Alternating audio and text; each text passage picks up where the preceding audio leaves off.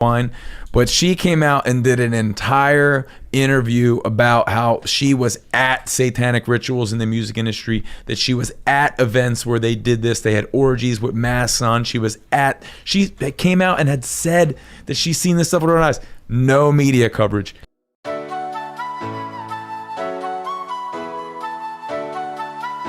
Like, man, those guys were actually pretty conservative by today's standards. Then they put out a song a few years later called Hit That, which is a song lamenting the fact that lamenting hookup culture and that people aren't getting married anymore. And I'm like, these guys are like strangely traditionalist. But of course now today they're like, you're fired from the band because dude could not get a vaccine.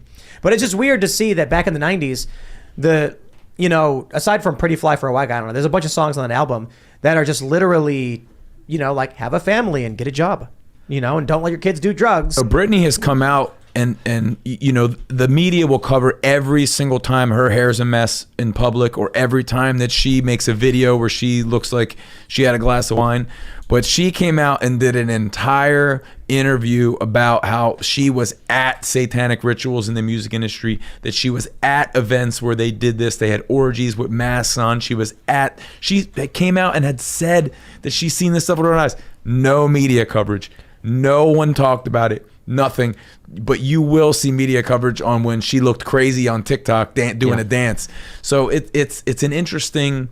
Is it blood magic? Hold on. A lot of those Disney stars that were brought up in the industry and became famous later on in their life, a lot of them are dealing with some significant problems, especially with their upbringing, especially with the industry that brought them up. And a lot of them do talk about a lot of abuse that happens to them, which I think is important to note and important to talk about. I don't know if you guys have any insights to that particularly. No, just the same as you, right? You hear all the people, the child stars of the 80s and 90s. Were all paranoid, and they tell their stories about what happened to them. They were, I think everyone knows the elephant in the room is that there are certain groups of powerful people in this world that like children, right? Well, I mean, I can't attest for any of the theories Epstein that were his friends. It's a fact at this point. I mean, right? Yeah, I mean, I have personal friends that literally, to them, sold their soul to the devil to become the best guitar player in the world, and their lives are ruined. So, but they think they did. Is that what it is? Yeah. Like they would prick their finger, put their blood on a contract, write a contract out, sign it, and they say, I sold my soul to the devil to become the greatest guitar player in the world.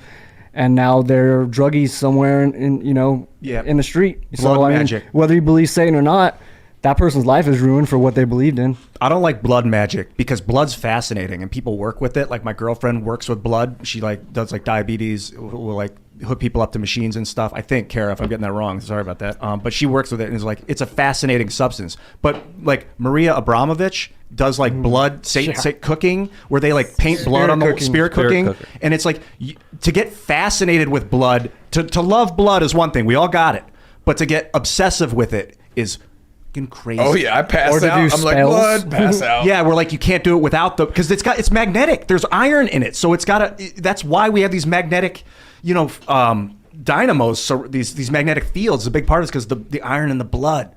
Man, that like in X-Men when Magneto was like, too much iron in the blood, and then rips it out of his body, and then he makes little things, and he's flying around. Yeah, that's what and then you get magic is magnetic. That prefix.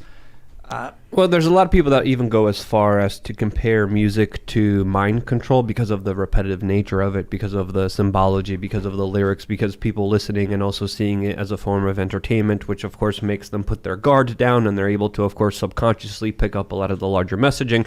So there's a lot of conversations about that specifically. I don't know if you guys are aware of it, but another thing I wanted to also, if you want to if you want to go right ahead. But another thing I also wanted to talk about is a lot of artists and a lot of creative people usually say that their music or their art, they're usually just a vessel for it, and somehow when they're creating music or art, they have something else speak kind of through them.